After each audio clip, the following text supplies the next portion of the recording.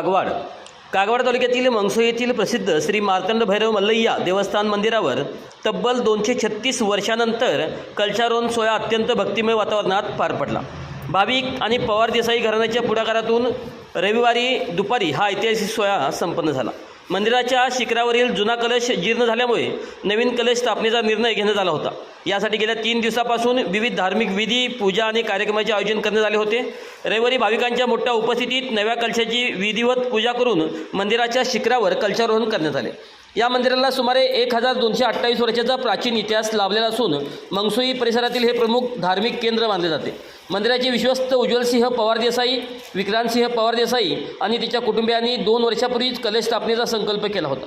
रविवारी सकाळी विश्वस्त उज्ज्वलसिंह पवार देसाई, विक्रांतसिंह पवार देसाई, दिग्विजयसिंह पवार देसाई, मयूर देसाई तसेच कुटुंबीय आणि भाविकांनी कलशाची विधिवत पूजा केली। त्यानंतर मंदिराला प्रदक्षिणा घालून कलशारोहण सोहळा संपन्न झाला। हा सोहळा संकेश्वर करवीर श्रीमद जगद्गुरू शंकराचार्य संस्थान मठ यांच्या मार्गदर्शनाखाली पार पडला। यावेळी मठाचे पूज्य अभिनव श्री सच्चिदानंद विद्यानंद भारती स्वामीजी उपस्थित होते। यावेळी बोलताना विश्वस्त उज्ज्वलसिंह देसाई आणि विक्रांत देसाई म्हणाले की 236 वर्षापूर्वी मंदिराची उभारणी करून कलश स्थापना करण्यात आली होती। आता या नव्या कलश स्थापनेची संधी मिळणे हे आमचे अहोभाग्य परमभाग्य आहे।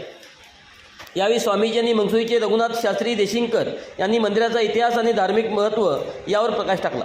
कर्नाटक आणि महाराष्ट्रातील लाखो भाविकांचे श्रद्धास्थान असून दररोज हजारो भक्त येथे दर्शनासाठी येतात। पुराणानुसार येथे भागवत शिव मार्तंड भैरव रूपात प्रगट झाले अशी श्रद्धा आहे। दरवर्षी माघ पौर्णिमेला येथे भव्य यात्रा भरते, ज्यामध्ये लाखो भाविक सहभागी होतात। अशाच बातम्यांसाठी आमच्यासोबत कनेक्ट रहा।